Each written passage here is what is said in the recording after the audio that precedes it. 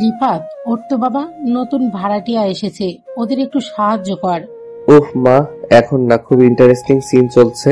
Scene তো সারা জীবনই চলবে, কিন্তু মানুষজন তো এখনই বাসায় আসছে। ওঠ দ্রুত।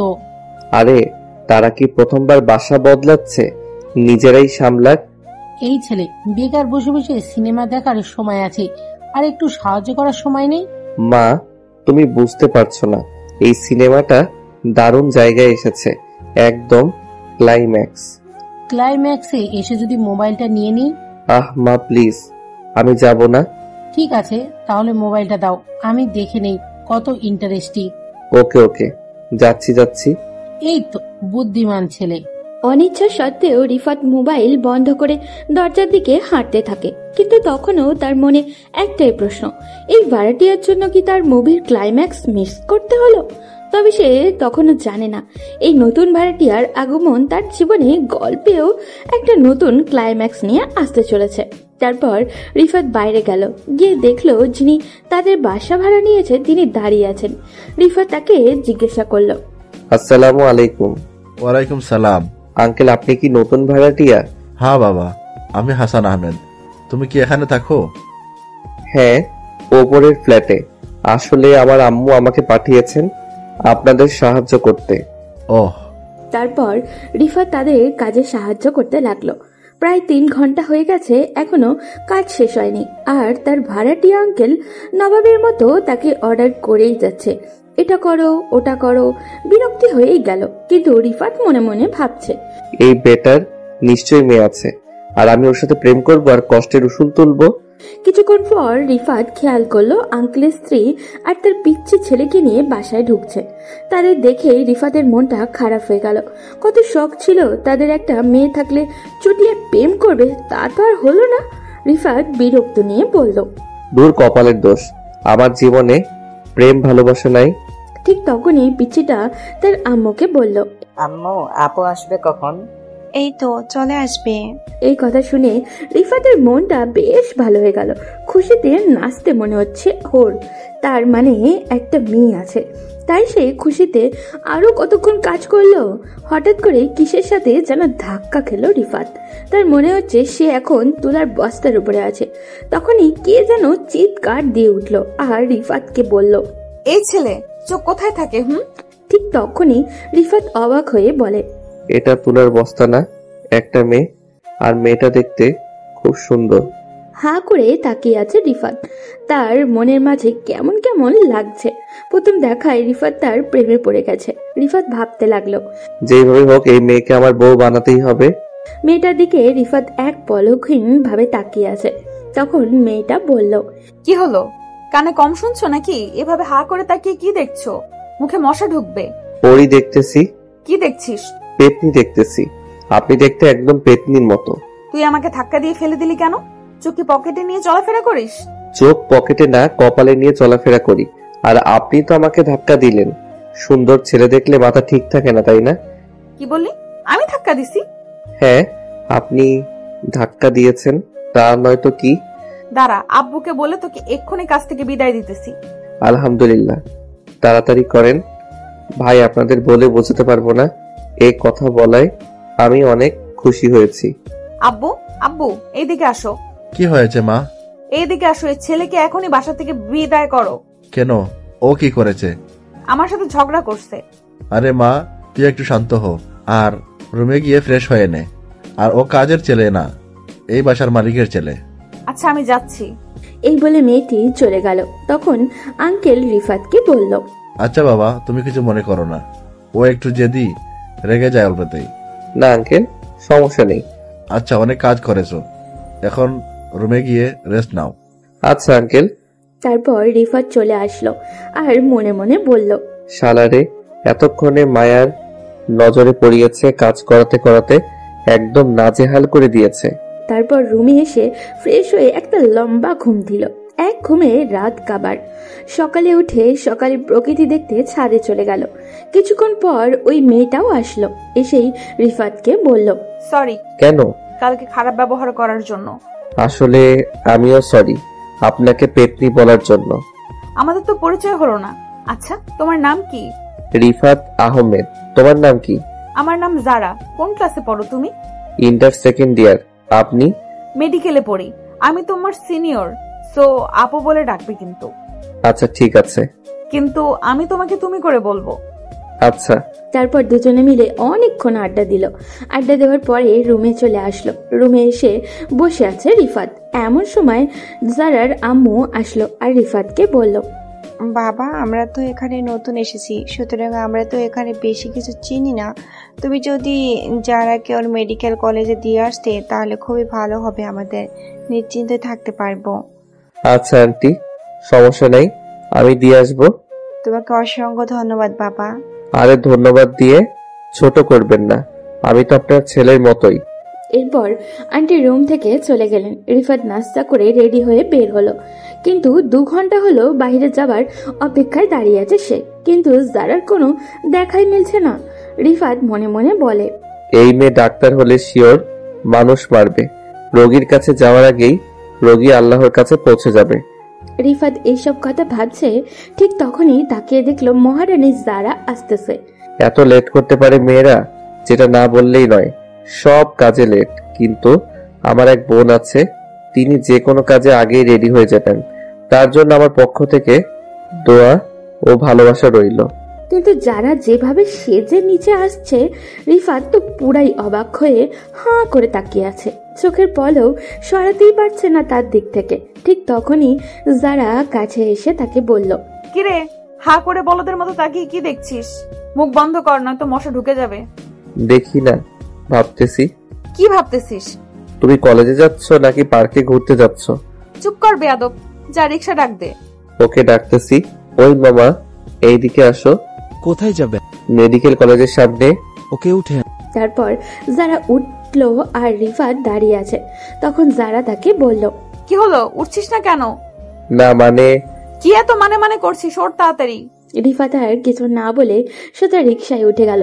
মামা রিক্সা চালাইতেছে, রিফাত রিক্সার এক সাইডে কোণে মতো বসে আছে, আর যে কোনো সময় পড়ে যেতে পারে।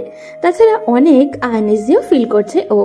আর তাছাড়া কোনো মেয়ের সাথে কোনোদিন রিক্সায় ঘুরবে এটা কখনো ভাবেনি সে, তাই লজ্জা করছে প্রচন্ড। কারণ রিফাত কখনোই কোনোদিন কোনো মেয়ের সাথে এতটা মিশতো না, এমনকি মেয়েদের সাথে কথা অব্দি বলতো না। রিফাত যে ভীষণ আনইজি ফিল করছে এটা যারা বুঝতে পারলো, আর রিফাতকে বলল, কিরে, ওভাবে বসে আছিস কেন? যে কোনো সময় পড়ে যাবি তো, ঠিক হয়ে বস। না মানে। ধুর বোকা, লজ্জা পাওয়ার কিছু নেই, এদিকে চেপে বস। তখন রিফাত আর কিছু না বলে চেপে বসলো, কিন্তু বুকের ভিতর কেমন জানি ধুকধুক করছে ওর। রিফাত কোনো মতে জারার কলেজের সামনে পর্যন্ত গেল। ভাড়াটা জারাই দিচ্ছে। অবশ্য রিফাত দিতে চেয়েছিল, কিন্তু জারা বলল আমি দিচ্ছি, তাই রিফাত আর কিছু বলল না। এমন সময় জারার বান্ধবীরা দেখলো তাদের। দেখেই একটা বান্ধবী বলল, আরে যারা, এটা আমাদের দুলা ভাই নাকি? ও তোদের দুলা ভাই না, তোদের ছোট ভাই। ওহ। তারপর যারা রিফাতকে সবার সাথে পরিচয় করিয়ে দিল। তারপর যারা তার ক্লাসে চলে গেল। রিফাতও চলে আসলো ও তার কলেজ ক্যাম্পাসে। আসতেই তার বন্ধুরা তাকে বলল, মামা ট্রিট দে তাড়াতাড়ি। কিসের ট্রিট? ওরে আমার নেকা শোনা রে, কিছু বুঝো না, ফিডার খাও, তাড়াতাড়ি ট্রিট দে আমাদেরকে। আরে শালা, সোজাভাবে বল, কিসের ট্রিট? ডুবে ডুবে জল খাও, মনে করছো আমরা কিছুই জানি না? তুই রিলেশন করছিস, সো ট্রিট দাও মামা, কোনো ফাঁকিবাজি চলবে না। মানে কি বলছিস? আমি কখন কার সাথে রিলেশন করলাম? কি যাতা বলছিস? আমি কিছুই বুঝতে পারছি না। তারপর তার বন্ধুরা তাকে একটা ভিডিও দেখালো। রিফাতের যারা যে রিক্সায় করে আসছিল সেই ভিডিওটা দেখে রিফাত তো বন্ধুদেরকে বলল, আরে ভাই বিশ্বাস করো, এটা আমার জিএফ না। তোর জিএফ না হলে এক রিক্সায় করে আসবি কেন? আর ইয়ার বিশ্বাস কর, আমার পুরোটা বলতে না দিয়ে এক বন্ধু বলে উঠলো, শালাকে ধরে ক্যান্টিনে নিয়ে চল, দেখি ট্রিট না দিয়ে যাবে কোথায়। এই কথা বলে ওরা সবাই রিফাতকে ক্যান্টিনে নিয়ে গেল। শালারা এমন খাওয়া দিতেছে, আমার মনে হয় এত খাবার জীবনেও খাই নাই। আমার পকেটের 12টা বাজাই দিছে। তারপর তো খাওয়া দাওয়া শেষে অনেকক্ষণ সবাই মিলে আড্ডাও দিল। এরপর বাসায় যাওয়ার জন্য রিক্সার জন্য অনেকক্ষণ অপেক্ষা করছে, কিন্তু রিক্সা আসছে না। রিফাত মনে মনে বলল, মনে হয় না আজ রিক্সা আমার কপালে আছে। আম্মু আব্বুকে কতবার বলেছি একটা বাইক কিনে দাও, কিন্তু তারা আমার কোনো কথাই শুনছে না। এই বলে রিফাত হাঁটতে শুরু করলো। কি আর করার, রিক্সা তো আসছে না। হঠাৎই একটা রিক্সা এসে তার সামনে দাঁড়ালো। তাকিয়ে দেখলো রিক্সায় জারা বসে আছে। তখন জারা রিফাতকে বলল, রিক্সায় ওঠ। রিফাত আর কিছু না বলে রিক্সায় উঠে বসলো। তখন জারা তাকে বলল, হেঁটে হেঁটে বাসায় যাচ্ছিস কেন? কেন আর রিক্সা নেই তাই হেঁটে হেঁটে বাসায় যাচ্ছি। এভাবে দুজন গল্প করতে করতে বাসায় চলে আসলো। বিকেল বেলায় ছাদে দাঁড়িয়ে আছে রিফাত। তখন জারার পিচ্ছি ভাইটাও আসলো। রিফাত আর সাথে অনেকক্ষণ গল্প করলো। জারার ভাই হেব্বি ফাজিল, এক কথায় তার মতো দুষ্টু লোক আর হয়ই না। আমার শালা হলে ভালোই হবে, বেশ মজা করতে পারবো। শালা দুলাভাই। একটু পরেই ঝর্ণা ছাদে আসলো। রিফাত তখন রুবিক কিউব বক্স মিলাইতেছে। তাকিয়ে দেখলো যারা কালো একটা জামা পরেছে। খুব সুন্দর লাগছে যারাকে। আমি তো আবারও ক্রাশ খেলাম। এই মেয়েকে বিয়ে করতে পারলে আমার জীবন ধন্য। ঠিক তখনই ঝর্ণা এসে আমাকে বলল, তুই এগুলো মিলাইতে পারিস? পারি, কোনো ব্যাপার না, একেবারে সহজ। তুই আমাকে এগুলো মিলানো শিখাবি? আচ্ছা ঠিক আছে, শিখাবো।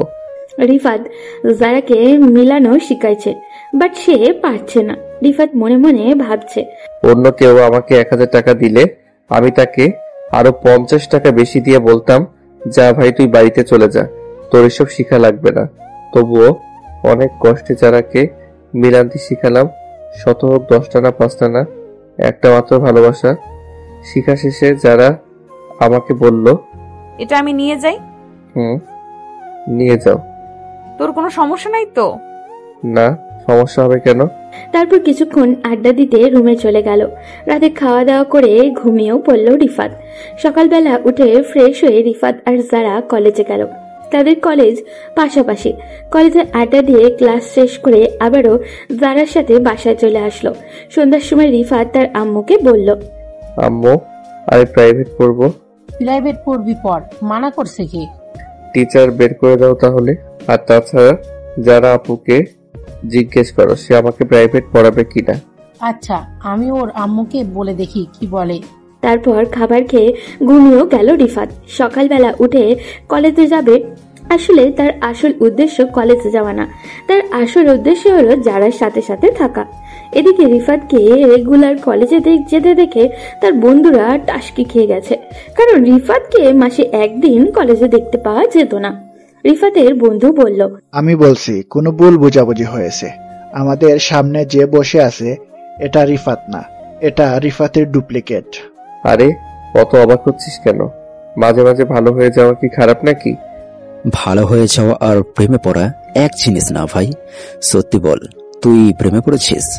তোকে মাসে একদিন কলেজে দেখা যেত, এখন প্রতিদিন আসিস। ব্যাপারটা কাকতালীয় না, নিশ্চিত কোনো কাহিনী আছে। না রে, প্রেম টেম কিচ্ছু না, এমনি আসছি। ও এমনি এমনি?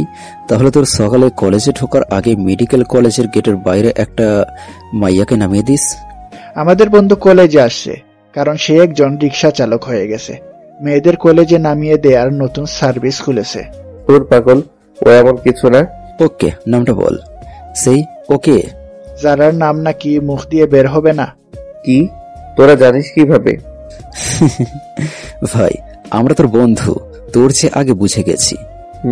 একটু বেশি ভালো লাগে ওকে, তাই প্রতিদিন নিয়ে আসি।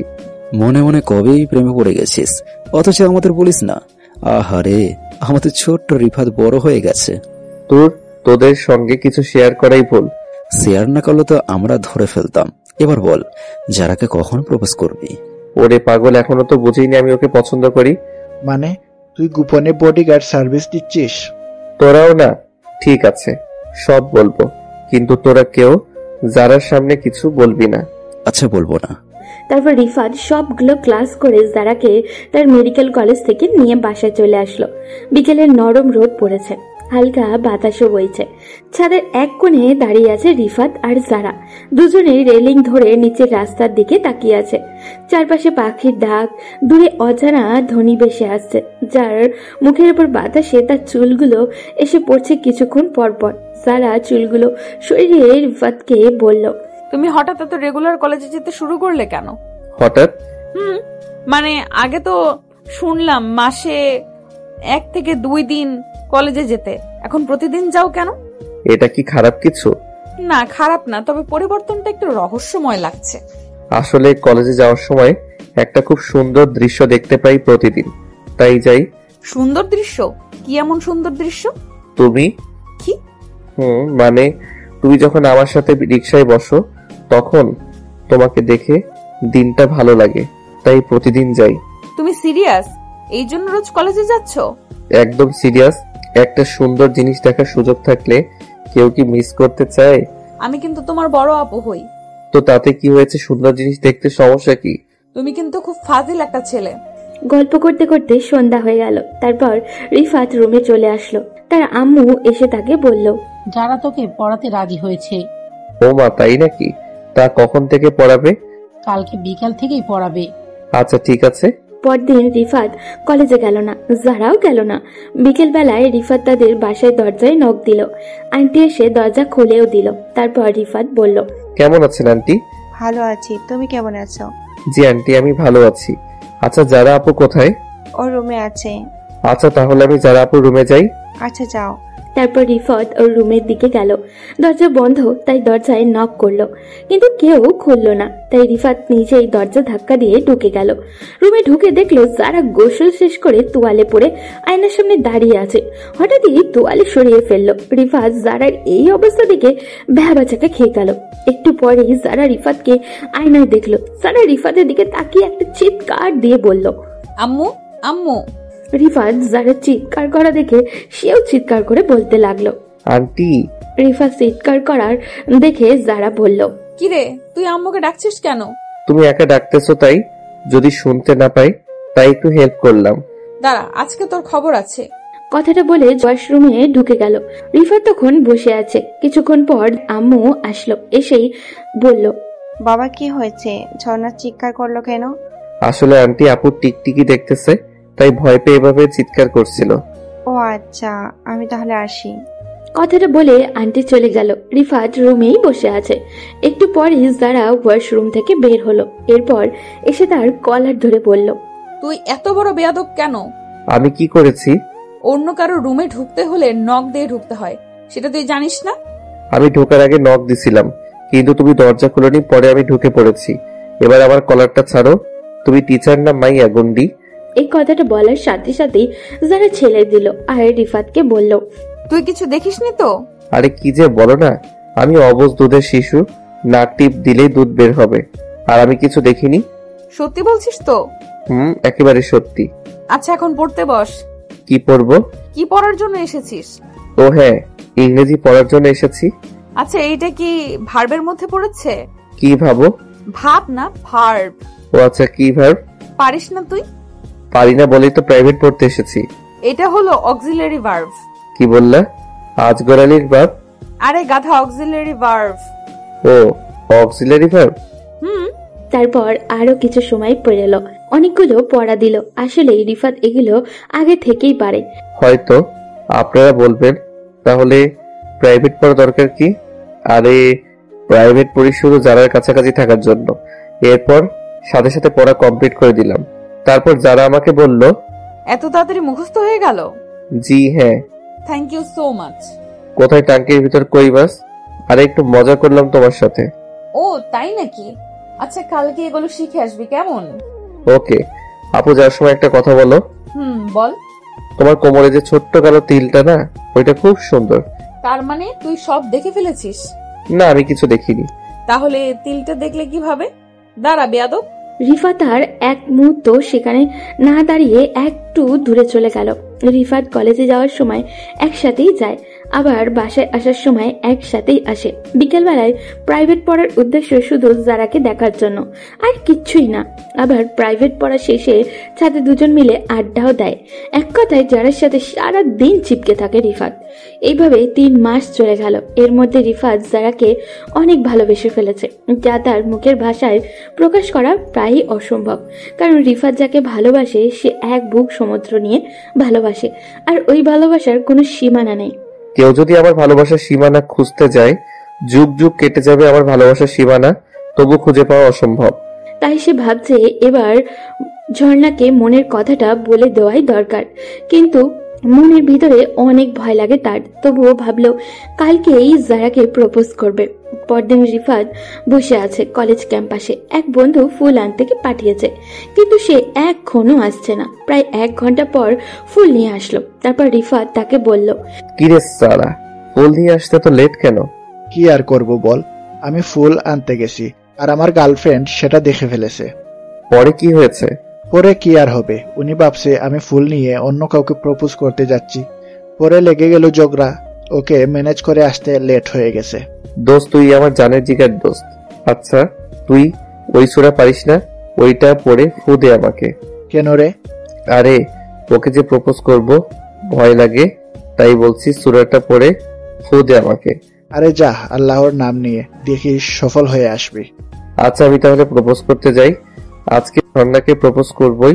এই কথাটা বলতে বলতে জারার কলেজের সামনে চলে আসলো। মনের ভিতর কেমন জানি ভয় হচ্ছে তার। তবুও বারবার কে যেন বলছে, তুই পারবি রিফাত, একবার বলে দেখ তুই পারবি। এরপর রিফাত কলেজের ভিতরে গিয়ে দেখলো জারা ও ওর বান্ধবীদের সাথে আড্ডা দিচ্ছে। রিফাত জারাকে ডাক দিল, আপু, একটু এদিকে আসো। কি বলবি বল। আরে, সবার সামনে বলা যাবে না, একটু এদিকে আসো। আচ্ছা বল, কি বলবি?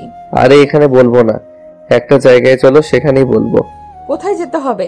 আরে আগে চলো তো, তারপর বলছি। তোর হাতে ফুল কিসের? কাউকে প্রপোজ করবি নাকি?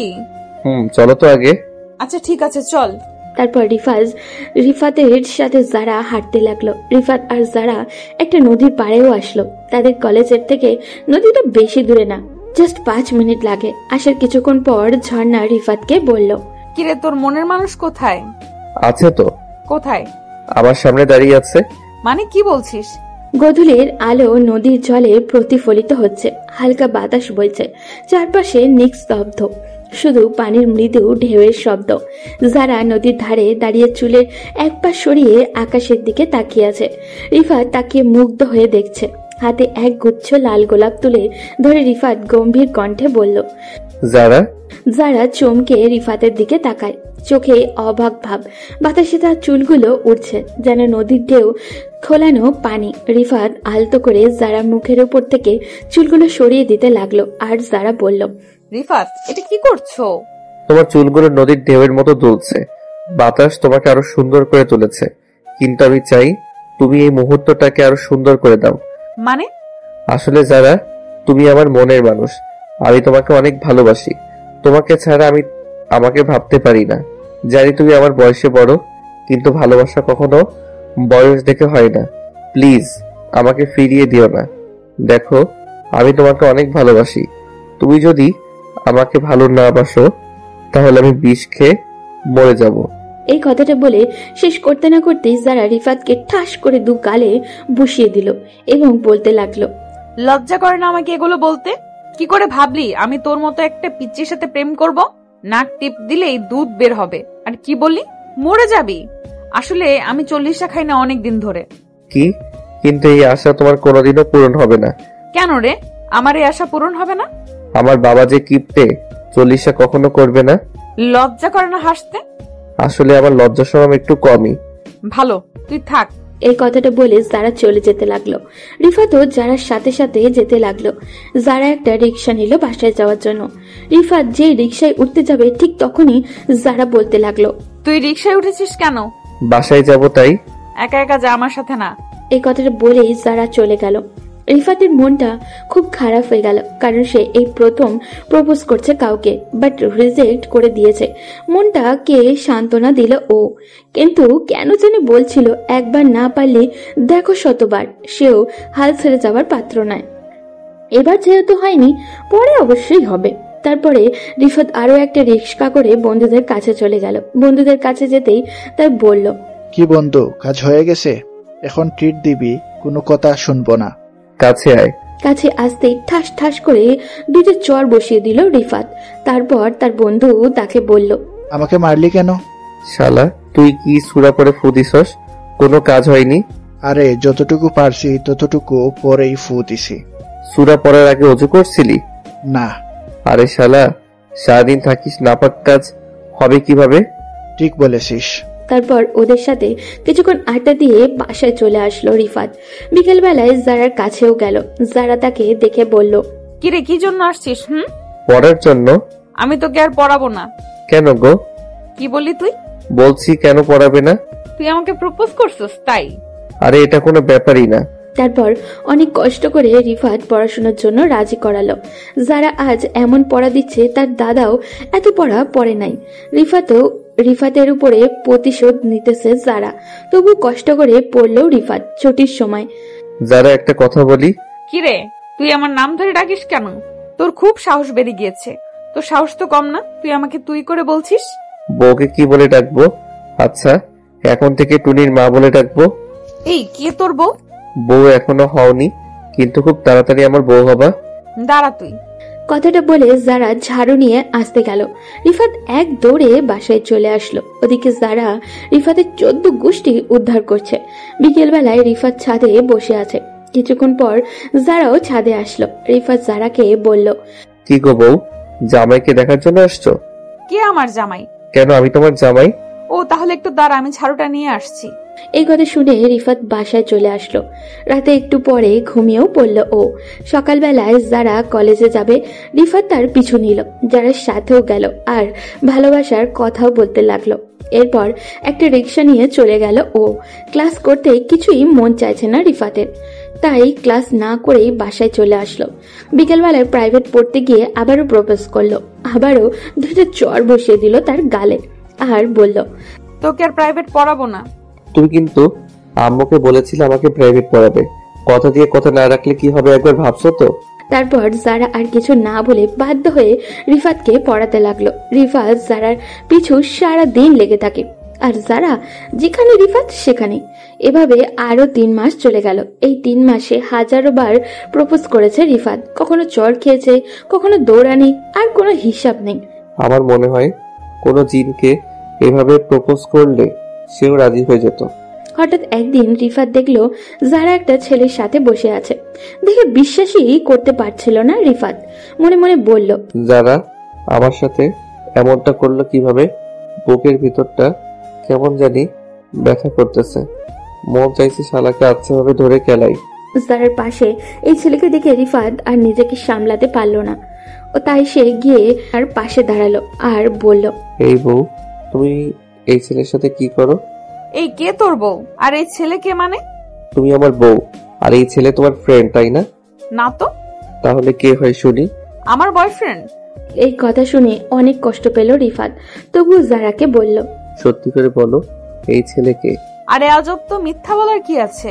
যারা প্লিজ ফান করিও না, আমি তোমাকে অনেক ভালোবাসি।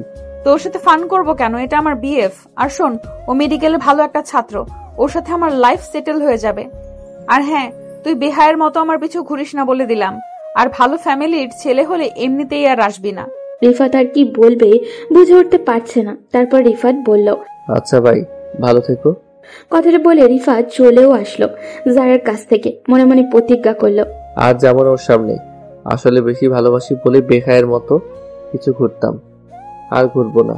আমি খারাপ হতে পারি, বাট আমার ফ্যামিলি খারাপ না। কালকে থেকে নতুন রুটিন তৈরি করবে রিফাত। এতে করে যারার পিছু ঘোরা থেকে বিরত থাকতে পারবে সে। বুকের বাম পাশে খুব ব্যথা করছে রিফাতের। রাতে অনেক কান্না করেছে। খাওয়া দাওয়া না করে শুয়েই পড়লো ও। সকালে ঘুম ভাঙলো তার আম্মুর ডাকে। আম্মু তাকে দেখেই বলল, কি রে, কান্না করছিস নাকি? তোর চোখ মুখ লাল কেন? আরে না, কান্না করবো কেন? ঘুম হয়নি, তাই হয়তো এমন। ফ্রেশ হলে ঠিক হয়ে যাবে। ওকে যা, ফ্রেশ হয়ে নাস্তা করতে আয়। ওকে আসছি, তুমি যাও। এরপর তার আম্মু চলে গেল। রিফাত ফ্রেশ হয়ে নাস্তা করার জন্য গেলেও কিন্তু খেতে ইচ্ছা করছিল না ওর, কারণ বারবার আর কথা মনে পড়ছে। তবুও তার আম্মুর জন্যই খেতে হলো। এরপর নাস্তা করে ছাদেও চলে গেল। ছাদে গিয়ে দেখলো যারা দাঁড়িয়ে আছে। তাকে দেখে আর ছাদে থাকলো না ও, সোজা রুমে চলে আসলো। একটু পর কলেজে যাওয়ার জন্য বের হলো ও। দেখলো যারা দাঁড়িয়ে আছে। রিফাত সোজা নিচের দিকে তাকিয়ে হেঁটে হেঁটে অনেকটুকু পথ চলে আসলো। এসে রিক্সার জন্য দাঁড়িয়ে রইল। যারা তাকে এইভাবে আসতে দেখে পুরাই তো অবাক। এরপর যারা একটা রিক্সা নিয়ে চলে গেল।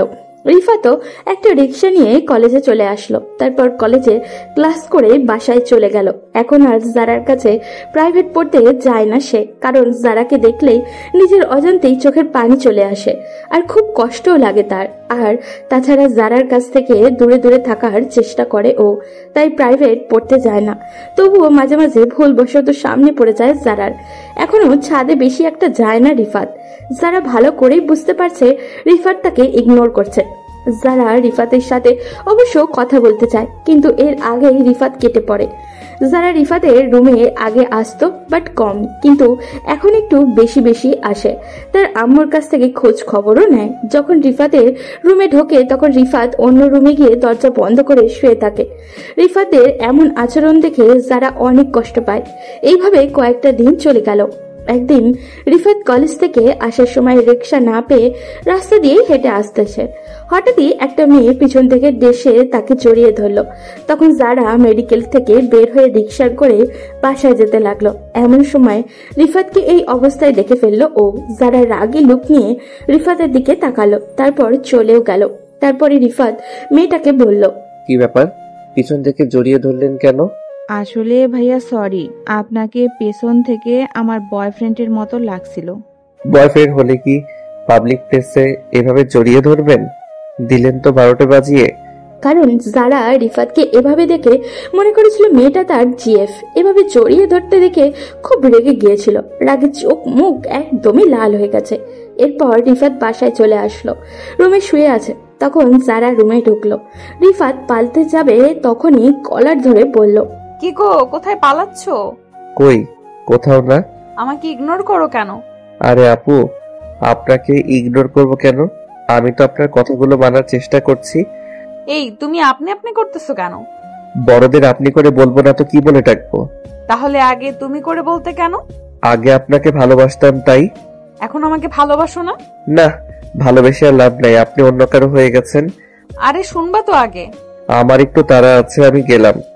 এই বলে রিফাত চলে আসলো। এই কথাগুলো না বললেই যারা বুঝে না প্রিয় মানুষকে দূরে ঠেলে দিয়ে কেমন কষ্ট হয়। রিফাতেরও একসময় এমনই হয়েছিল। কয়েকটা দিন কষ্ট দিয়ে পরে মেনে নিবে সে। রিফাত যারাকে দেখে তার বান্ধবীর সাথে হেসে হেসে কথা বলে। যারা দেখে আর অনেক রেগে যায়। যারাকে রাখতে অবশ্য ভালোই লাগে তার। পরেক্ষণে রিফাত মনে পড়ে যায় যারা তো বয়ফ্রেন্ড আছে। আর ইদানিং যারা অনেক শুকিয়ে গেছে। মনে হয় ঠিক মতো খাবার খায় না ও, আর কান্না করে মনে হয়, কারণ তার চোখ মুখ ফুলে লাল হয়ে গেছে। এইভাবে কয়েকটা দিন চলে গেল। একদিন রাতের বেলায় রিফাত বাসায় আসছে। একটা ফ্রেন্ডের জন্মদিনে গেছিল ও। ওইখান থেকে আসতে লেট হয়ে গেছে। এরই মধ্যে বৃষ্টি নামতে লাগলো। এমন সময় রিফাত দেখলো কিছু বখাটে একটা মেয়েকে ডিস্টার্ব করছে। রিফাত ওদের কাছে গেলেও মেয়েটা আর কেউই নয়, যারাকে দেখে আরো বেশি রাগ উঠেছে রিফাতের। কারণ এত রাতে এখানে কেন এসেছে? রিফাত বখাটেদের বলল, কি ব্যাপার, বড় ভাই মেয়েটাকে ডিস্টার্ব করছেন কেন? তোকে বলা লাগবে? অবশ্যই বলতে হবে। এই কথা বলতেই রিফাতকে এক ঘুষি মারে। তারপর রিফাতও দিল সবগুলোকে উড়াধুরা মায়ের। এর এক পর্যায়ে তাদের চাকুর আঘাতে রিফাতের হাত কেটে যায় এবং তারা পালিয়ে যায়। তখন যারা এসে তার ওড়না ছিঁড়ে রিফাতের হাতে বেঁধে দেয় এবং বলে, ছাতার নিচে আসো। লাগবে না, পরে জ্বর আসবে তো। বেশি কথা বললে একা রেখে চলে যাব। ওকে, চুপ করে থাকলাম।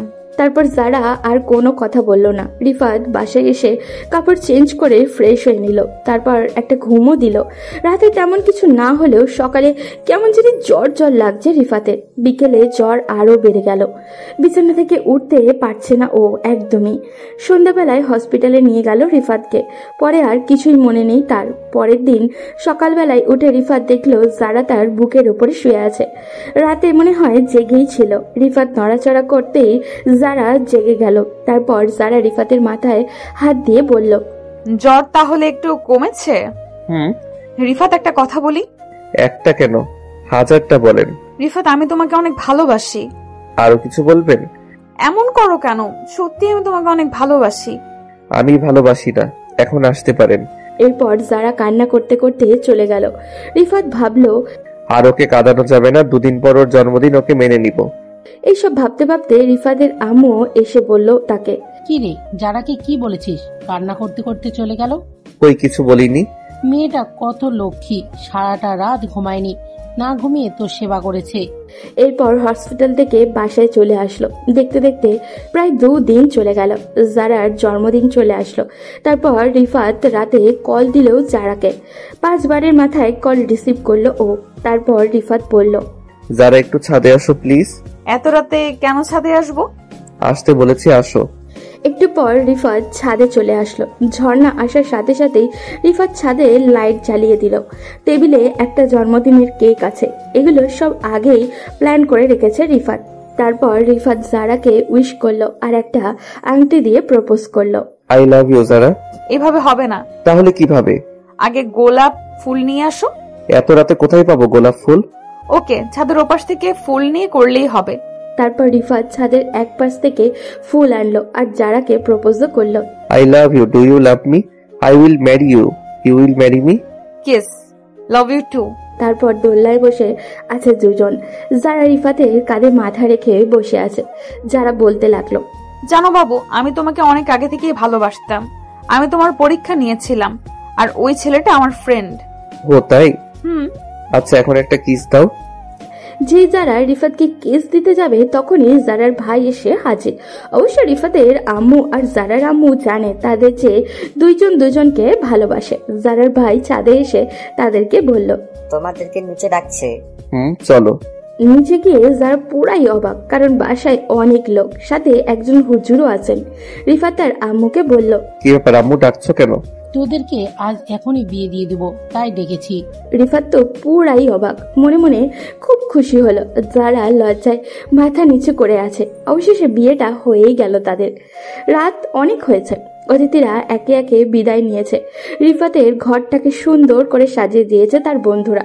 নরম আলো, ফুলের সৌরভ আর হালকা মিউজিক যেন একটা স্বপ্নের মতো পরিবেশ তৈরি করেছে। যারা লজ্জায় এক পাশে বসে আছে, মাথা নিচু করে রেখেছে ও। রিফাত দরজা লাগিয়ে ধীর পায়ে এগিয়ে এলো। এই যে ডাক্তার ম্যাডাম, এভাবে চুপচাপ বসে আছো কেন? মনে হচ্ছে যেন ক্লাস টিচারের সামনে দাঁড়িয়ে আছো। চুপ করুন। বাহ, এতক্ষণ তো দিব্যি কথা বলছিল, এখন চুপ কেন? আমি কি এতটাই ভয়ঙ্কর? ভয় পাইনি তোমাকে। তাহলে? জানি না, সবকিছু কেমন নতুন লাগছে। রিফাত একটু এগিয়ে এলো, জারার পাশে বসলো। একদম কাছে এসে তার হাতটা ধরলো।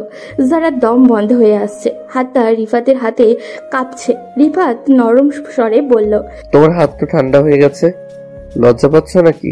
না তো। সত্যি? যারা আরো লজ্জা পেয়ে চোখ সরিয়ে নেয়। রিফাত হেসে উঠল। সে জানে যারা খুবই নার্ভাস। সে একটু দুষ্টুমি করেই বলল, আচ্ছা যারা, আমি তোমাকে কি একটা প্রশ্ন করতে পারি? হ্যাঁ, করো। তুমি কি সত্যি আমাকে ভালোবাসো, নাকি আম্মুর চাপে পড়ে বিয়ে করেছো? এই প্রশ্ন কেন? না মানে এতক্ষণ ধরে একদমই আমার দিকে তাকাচ্ছ না, ভাবলাম হয়তো জোর করে বিয়ে দিয়ে দিয়েছে। আর তাছাড়া তুমি তো আমাকে রিজেক্ট করে দিয়েছিলে। আমি তো তোমাকে বললামই, এটা তোমার পরীক্ষা করার জন্য। আমি তো অনেকদিন ধরেই তোমাকে ভালোবাসি। কথাটা বলার পর যারা একদম চুপ হয়ে গেল। রিফাত অবাক হয়ে তার দিকে তাকিয়ে আছে। তারপর হঠাৎ করে তাদের ঠোঁটের কোণে এক চিলতে হাসি ফুটলো।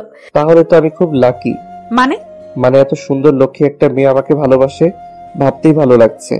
রিফাত ধীরে ধীরে যারার হাতটা নিজের হাতে নিল। আলতোভাবে তার কপালে একটা চুমুও দিল। এভাবে কি করছেন? তোমার স্বামী হিসেবেই তো করেছি, নাকি ভুল হয়ে গেল? খুব বেশি বাড়াবাড়ি করবেন না। ও তাহলে একটু সময় দেই, তাই না? রিফাত হেসে বালিশে হেলান দিল। কিছুক্ষণ নীরবতা। তারপর যারা একদম চুপচাপ। কিছুক্ষণ পর সে নিজেই ধীরে ধীরে রিফাতের কাঁধে মাথা রাখলো। আরে এখন কি তবে লজ্জা কেটে গেছে? রিফাত, কখনো আমায় ছেড়ে চলে যাবে না, কেমন? তুমি কি জানো আমি জীবনে সবকিছুতে একটু ফাঁকিবাজ। মানে ক্লাসে ফাঁকি দেই, ঘুমানোর সময় ফাঁকি দেই। আমি সিরিয়াস। আমিও সিরিয়াস। জীবনে অনেক কিছু ফাঁকি দিয়েছি, কিন্তু তোমাকে ভালোবাসাটা কখনোই ফাঁকি দিব না। যারা শুনে হালকা হাসলো। তারপর ধীরে ধীরে নিজের হাতটা রিফাতের হাতের উপর রাখলো। দুজনের মাঝে আর কোনো কথা নেই, শুধু একটা অনুভূতি, ভালোবাসা। সারা রাত একে অপরকে জড়িয়ে ধরে ঘুমিয়েছিল রিফাত আর যারা। ভালোবাসার উষ্ণতা তারা দুজনেই গভীর ঘুমে তলিয়ে গিয়েছিল। সকালে দক্ষিণের জানলা দিয়ে নরম রোদ এসে পড়ল রিফাতের মুখে। রোদ্দুরের উষ্ণতা আর হালকা বাতাসের ছোঁয়ায় তাদের ঘুম ভেঙে গেল। সে আলতো করে চোখ মেলে দেখলো যারা তার বুকের উপরে মাথা রেখে গভীর ঘুমে মগ্ন। তার চুলগুলো এলোমেলো হয়ে গালের উপরে এসে পড়েছে। সূর্যের আলো পড়ায় চুলের মধ্যে একরকম সোনালি আভাও দেখা যাচ্ছে। রিফাত এক দৃষ্টিতে তাকিয়ে রইল। এত মিষ্টি, এত নিষ্পাপ মুখ। তার মনে হলো পৃথিবীর সবচেয়ে সুন্দর দৃশ্যটা সে দেখেছে এই মুহূর্তে। সে আলতো করে হাত বাড়িয়ে যারা চুলগুলো সরিয়ে দিল। চুলের গন্ধে এক ধরনের মিষ্টি আবেশ জড়িয়ে গেল তার মনে। সে একটু ঝুঁকে জারার কপালে নরম একটা চুমু দিল। নিজের মনে ফিস ফিস করে বলল, জানো তুমি যখন ঘুমাও তখন আরো বেশি ভালোবাসতে ইচ্ছে করে।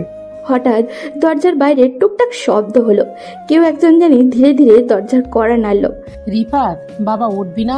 বৌমাকে নিয়ে কি সারাদিন ঘুমাবি? রিফাত চমকে গেল। আম্মু এসে গেছে। সে দ্রুত জারার হাতটা সরিয়ে দিল, কিন্তু জারা তখনও ঘুমে।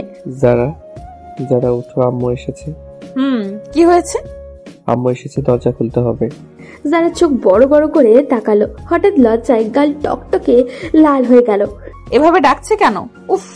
ও বৌমা, একটু ওঠো মা, আমি মিষ্টি নিয়ে এসেছি, তোমাদের ঘর দেখার দরকার আছে। রিফাত মুচকি হাসলো, আর যারা লজ্জায় ওড়না ঠিক করতে লাগলো। নতুন জীবনের প্রথম সকালটা যেন ভালোবাসায় ভরা এক রঙিন গল্প হয়ে উঠেছে তাদের জন্য। রিফাত আর যারা ফ্রেশ হয়ে নিল। এরপর রিফাতের আম্মু ঘরে এসে চারপাশ দেখে সন্তুষ্টির হাসি দিলেন। সব ঠিকঠাক আছে, এখন নিচে এসো, সকালের নাস্তা রেডি। আম্মু চলে যাওয়ার পর যারা একটু লজ্জা পেয়েছিল, কিন্তু রিফাত তার হাতে ধরে বলল, ভয় পাওয়ার কিছু নেই, আম্মু শুধু আমাদের দেখতে এসেছিল। সেটা বুঝেছি। এরপর তারা দুজনে নিচে গেল এবং সবাই মিলে নাস্তা করতে বসলো। নরম গরম পরোটা, ডিম ভাজি, সবজি আর গরম চায়ের আয়োজন করা হয়েছিল। যারা একটু লজ্জা লজ্জা মুখ করে খেতে লাগলো, আর রিফাত এক চোখে তাকিয়ে তার লজ্জা উপভোগ করছিল। হঠাৎই রিফাতের আম্মু সরাসরি প্রসঙ্গে চলে গেলেন। আচ্ছা, আমি তো একটা কথা বলতেই ভুলে গেছি। কি কথা আম্মু? আমি খুব তাড়াতাড়ি নানি হতে চাই। যারা চায়ের কাপ মুখের সামনে তুলেছিল, সেটা শুনে হঠাৎই কাশতে শুরু করলো। রিফাত দ্রুত তার পিঠে হাত বুলিয়ে দিল। আম্মু সব কি বলছেন এত তাড়াতাড়ি? আম্মু এত তাড়াহুড়ো কিসের? আমাদের একটু সময় দিন না। সময়? বিয়ের পর তো এই ব্যাপারগুলোই স্বাভাবিক, তাই না? আম্মু এখন এসব ভাবার দরকার নেই। আমি আমার পড়ালেখাটা শেষ করি, আর রিফাতও তো এখনো পড়া শেষ হয়নি। আমি কিন্তু সিরিয়াস। আর পড়া শেষ হয়নি তো কি হয়েছে? আমার নাতিকে আমি দেখাশোনা করব, তোমরা তোমাদের পড়া চালিয়ে যাবে, সমস্যা নেই। তারপর রিফাত কিছুক্ষণ চিন্তা করলো। তারপর তারা মুখে মজার ছলে বলল, আম্মু আপনি কি চাচ্ছেন ছেলে হবে নাকি মেয়ে? একটা টুকটুকে মেয়ে হলে ভালো হয়, পুরো মায়ের মতো দেখতে হবে। তাহলে তো আমায় আরেকটা যারা বানাতে হবে। এই কথা শুনে যারা আরো লজ্জায় লাল হয়ে গেল। ওড়নার কোণ হাতে পেঁচিয়ে মুচকে হাসলো, কিন্তু কিছু বলল না। ঠিক আছে, তোমাদের সময় দিলাম, কিন্তু মনে রেখো আমি কিন্তু অপেক্ষায় আছি। আম্মুর কথায় রিফাত আর যারা চোকাচোকি করলো। নতুন জীবনের নতুন আলোচনায় লজ্জায় পরশ থাকলেও এই ভালোবাসার অনুভূতি তাদের আরো কাছে টেনে নিল। দেখতে দেখতে 2 বছর কেটে গেল। যারা তার মেডিকেল পড়া শেষ করে এখন নিজের একটা চেম্বার খুলেছে। প্রতিদিন রোগীদের সেবা করতে গিয়ে সে বেশ ব্যস্ত সময় কাটায়। অন্যদিকে রিফাতও তার পড়াশোনা শেষ করে একটি প্রাইভেট কোম্পানিতে জব করছে। তাদের জীবন এখন সুন্দর ও সুগঠিত। এক রাতে তারা দুজনেই নিজেদের রুমের বিছানায় আরাম করে বসে গল্প করছিল। বাইরে ঠান্ডা বাতাসও বইছিল, জানলার পর্দা দুলছিল হালকা হাওয়ায়। রিফাত বলল, জানো আজ আম্মু কি বলছিলেন? এবার কি আবার সেই একই কথা? আম্মু বললেন, আর কত দেরি করবি, তোর বউ এখন ডাক্তার, তুইও তো ভালোই কামাচ্ছিস, এবার আমাকে নানি হওয়ার সুযোগ দে। হায় আল্লাহ, আম্মু তো সত্যি আমাদের ছাড়বে না। সত্যি বলো তো, তোমার কি ইচ্ছা নেই? ইচ্ছা তো আছে, কিন্তু এত ব্যস্ততার মধ্যে সময় কোথায়? তাহলে একটু সময় বের করতে হবে, বুঝলে? আমি ভাবছিলাম একটা সুন্দর হানিমুন প্ল্যান করলে কেমন হয়। হানিমুন? এই 2 বছর পর হঠাৎ এটা মাথায় এলো কিভাবে? কারণ বেবি প্রজেক্টের জন্য একটু রোমান্টিক পরিবেশ দরকার, তাই না? উফ, এসব কথা বলো না তো। আসলে আম্মু ঠিকই বলেছে, আমাদের জীবন অনেক সুন্দর, আমাদের ভালোবাসা পরিপূর্ণ, কিন্তু একটা ছোট্ট আমাদের মতো কেউ থাকলে কেমন হবে বলো তো? হয়তো খুব সুন্দর হবে। তাহলে ঠিক করো, আমরা কোথায় যাব? বান্দরবন কেমন হয়? নাকি সিলেটের কোনো সুন্দর রিসোর্টে যাওয়া যায়? পাহাড়ি জায়গা ভালো, কিন্তু সি বিচে রোমান্সের মজা আলাদা। তাহলে মারমেড বিচ রিসোর্ট কেমন হবে? ও মাই গড, সেটা দারুণ হবে। সমুদ্রের ধারে রিসোর্ট, চারপাশে শান্ত পরিবেশ, আর আমরা দুজন একসাথে। এই ট্রিপটা কিন্তু শুধু ঘোরাঘুরির জন্য না, আম্মুর ইচ্ছা পূরণের মিশন শুরু হবে এখান থেকেই। আহ, তুমি না একদম পাগল। পাগল তো তোমার জন্যই। তাহলে ঠিক রইলো, উইকেন্ডে আমরা রওনা দিচ্ছি মারমেড বিচ রিসোর্টে, ঠিক? ঠিক আছে, দেখা যাক কি হয়। সিদ্ধান্ত হয়ে গেল। এবার শুরু হবে তাদের জীবনের নতুন এক অধ্যায়, ভালোবাসার নতুন স্বপ্নের এবং ছোট্ট একটি পরীর অপেক্ষার। তারপর তারা তাদের সিদ্ধান্ত তার মাকে জানায় এবং তার মার কাছ থেকে অনুমতি নিয়ে তারা উইকেন্ডে সেই রিসর্টে চলে যায়। আগে থেকেই একটা রুম বুক করা হয়েছিল। রিফাত এবং তাদেরকে বলেছিল হানিমুনের জন্য, সুন্দর করে রুমটি সাজানোর জন্য। রিফাত আর যারা হাতে হাত ধরে রিসর্টের রুমে প্রবেশ করলো। দরজাটা খুলতেই এক মিষ্টি সুগন্ধ তাদেরকে ঘিরে ধরল। চারপাশে ছড়ানো লাল গোলাপের পাপড়ি, মৃদু হলুদ গাঁদা ফুলের সাজ, আর রুমের কোণায় মৃদু জ্বলতে থাকা মোমবাতি আলো পুরো পরিবেশটাকে যেন এক স্বপ্নময় জগতে পরিণত করেছে। জানলা দিয়ে দেখা যাচ্ছে দূরে সাগরের ঢেউ শান্ত গর্জনে তীরে এসে আছড়ে পড়ছে, আর চাঁদের আলো পড়েছে নরম সাদা বিছানার উপরে। যারা রুমে ঢুকতেই অবাক হয়ে গেল। ও মাই গড রিফাত, এটা তো একদম সিনেমার মতো। তুমি এগুলো সব প্ল্যান করেছো? প্ল্যান তো আগেই করেছিলাম, কিন্তু তোমার এক্সপ্রেশনটা দেখার জন্য অপেক্ষা করছিলাম। সত্যি বলছি, এটা একদম আমার স্বপ্নের মতো হয়েছে। শুধু সাজানো রুম দেখে এত খুশি? আসল চমক তো এখনো বাকি। রিফাত ধীরে ধীরে পেছন থেকে জারাকে জড়িয়ে ধরে। যারা চুলে লেগে থাকা গোলাপের সুগন্ধ রিফাতকে যেন আরো বেশি মুগ্ধ করে তুলেছে। যারা একটু লজ্জা পেয়ে চোখ নামিয়ে নেয়, কিন্তু তার ঠোঁটের কোণে লুকিয়ে থাকা হাসিটা রিফাত ঠিকই ধরে ফেলে। রিফাত নরম কণ্ঠে বলে, জানো আমরা একসাথে কতটা পথ পেরিয়ে এসেছি? সেই দিনগুলো যখন তুমি শুধু আমার আপু ছিলে, তারপর প্রেমিকা, আর এখন আমার জীবন সঙ্গিনী। সবকিছু এত সুন্দরভাবে কেটেছে যে বুঝতেই পারিনি কখন এত ভালোবাসা জমে গেছে আমাদের মাঝে। শুধু জমে গেছে, আমি তো চাই এবার সেই ভালোবাসা থেকে কিছু সৃষ্টি হোক। রিফাত, তুমি না। রিফাত ধীরে ধীরে জারার হাত নিজের হাতে নেয়, এরপর আলতো করে তার কপালে একটা চুমু খায়। সত্যিকারের আবেগ নিয়ে বলে, আমি চাই আমাদের জীবনের নতুন অধ্যায় শুরু হোক আজকের এই রাত থেকে। আম্মুর স্বপ্নটাও তো পূরণ করতে হবে, তাই না? শুধু আম্মুর স্বপ্ন না, আমাদেরও তো স্বপ্ন। রিফাত হাসে, তারপর জারার মুখের দিকে তাকিয়ে থাকে। চারপাশে রোমান্টিক পরিবেশ, হালকা হালকা বাতাসে দুলতে থাকা পর্দা, মোমের আলোয় আলো ছায়ার খেলা, সব মিলিয়ে মুহূর্তটা যেন এক পরিপূর্ণ ভালোবাসার চিত্র আঁকছে। রিফাত ধীরে ধীরে জারার মুখের কাছে আসে। তাদের নিঃশ্বাস মিলেমিশে এক হয়ে যায়। জারার লজ্জায় চোখ বন্ধ করে ফেলে। রিফাত তার কপালে আলতো করে চুমু দেয়, তারপর মৃদু স্বরে বলে, আমি চাই আমাদের ভালোবাসার সবচেয়ে সুন্দর প্রতিফলন আসুক এই পৃথিবীতে, আমাদের ভালোবাসার সাক্ষী হয়ে। যারা কিছু বলে না, শুধু রিফাতকে আরো শক্ত করে জড়িয়ে ধরে। বাইরে সমুদ্রের ঢেউ আরো উত্তাল হয়ে ওঠে, যেন প্রকৃতিও তাদের ভালোবাসার সাক্ষী হতে চায়। জানলার পর্দা বাতাসে উঠতেই থাকে, মোমবাতির আলো একটু একটু করে কমে আসে। এভাবেই শুরু হয় রিফাত ও জারার নতুন এক অধ্যায়, ভালোবাসার নতুন জীবনের নতুন এক অতিথির অপেক্ষায়। এভাবেই দুজনের ভালোবাসা কেটে যায় প্রায় 9টি মাস। ভালোবাসার প্রতিটি মুহূর্ত যেন ছিল অমূল্য। যারা এখন চেম্বারে যেতে পারে না, কেবল বাসায় থাকতে হয়। তার শরীর ভারী হয়ে গেছে আগের থেকে, তবে ভালোবাসা ও অস্থিরতা তার মধ্যে প্রবাহিতই হচ্ছিল। একদিন রিফাত অফিসে ছিল আর যারা বাড়ির সিঁড়ি দিয়ে নিচে আসছিল। হঠাৎ করে পা পিছলে যায় আর জারার সিঁড়িতে পড়ে যায়। তীব্র যন্ত্রণায় তার ঠোঁটে বেরিয়ে আসে একটা কষ্টের চিৎকার। রিফাত অস্থির পায়ে হাসপাতালের করিডোরে পায়চারি করছিল। তার হাতে ঘামে ভিজে গেছে, বুকের ভেতরটা অজানা আশঙ্কায় ধক ধক করছে। বারবার সে অপারেশন থিয়েটারের দরজার দিকে তাকাচ্ছে, কিন্তু সময় যেন থমকে গেছে। আল্লাহ, বাচ্চাটাকে সুস্থ রেখো, আমার জায়গাটাকে ঠিক করে দাও। ঠিক তখনই অপারেশন থিয়েটারের দরজা খুলে গেল। একজন ডাক্তার ধীর পায়ে বেরিয়ে এলেন। তার মুখে এক ধরনের প্রশান্তি ফুটে উঠেছে, কিন্তু চোখে কিছুটা চিন্তার স্পষ্ট। শুভ সংবাদ, বাচ্চাটি সম্পূর্ণ সুস্থ আছে, একটি ফুটফুটে কন্যা সন্তান হয়েছে। রিফাতের চোখে আনন্দের জলে চলে এলো, কিন্তু ডাক্তার তখনও থেমে যাননি। তবে মায়ের অবস্থা এখনো স্থিতিশীল নয়, প্রচুর রক্তক্ষরণ হয়েছে, তার শরীর খুব দুর্বল। আমরা আপ্রাণ চেষ্টা করছি, তবে আপনারা সবাই দোয়া করেন। আমি কি একবার দেখতে পারবো? এখনই নয়, কিন্তু কিছুক্ষণ পর আমরা তাকে আইসিইউতে স্থানান্তর করব, তখন দেখা যাবে। রিফাতের পা যেন আর তাকে ধরে রাখতে পারছিল না। সে ধপ করে চেয়ারে বসে পড়ল, মাথা নিচু করে 2 হাতে মুখ চেপে ধরল। তার কল্পনাতেও আসেনি যে এত আনন্দের দিনে তার জীবনের সবচেয়ে গুরুত্বপূর্ণ মানুষটি জীবন মৃত্যুর সন্ধিক্ষণে থাকবে। রিফাতের আম্মু কাঁদতে কাঁদতে আল্লাহর কাছে দোয়া করতে থাকলেন, হে আল্লাহ, আমার বৌমাটাকে সুস্থ করে দাও, ওর জন্যই তো আজ আমাদের ঘর আলোয় ভরে উঠেছে।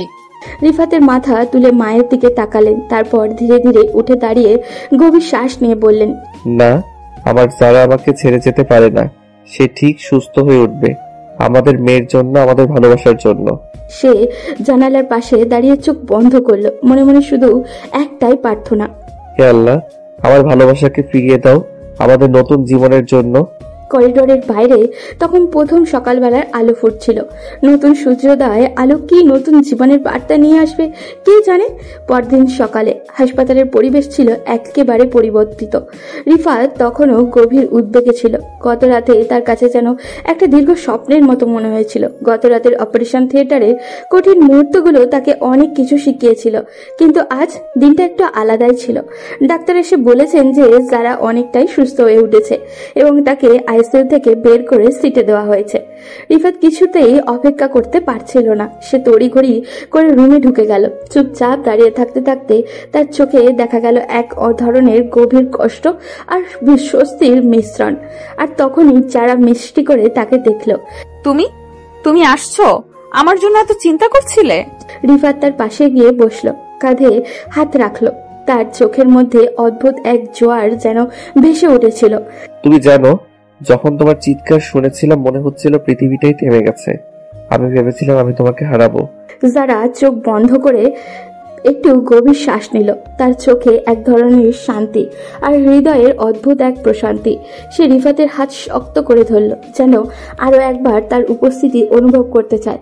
আমি জানি তুমি আমার পাশে আছো, তোমার ভালোবাসা আমাকে শক্তি দিয়েছে। এখন আমি বাচ্চার জন্য সবকিছু করতে পারবো। তুমি জানো, এটা আমাদের জন্য সবচেয়ে বড় উপহার। হ্যাঁ, আমাদের ছোট্ট পরী এসেছে, আমাদের দুনিয়ার সব থেকে মূল্যবান রত্ন।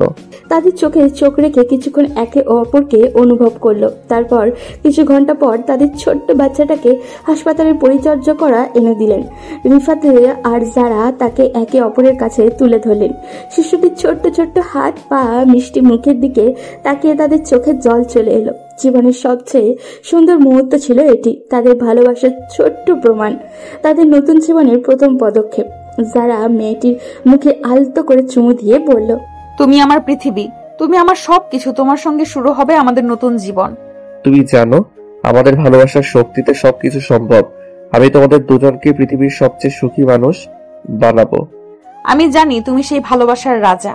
দুজন একে অপরের দিকে তাকিয়ে রইল। তাদের চোখে ছিল অগণিত কথা, অগণিত অনুভূতি। এখন তারা ছিল একসাথে, এক পরিবার, এক নতুন পৃথিবী গড়ার পথে।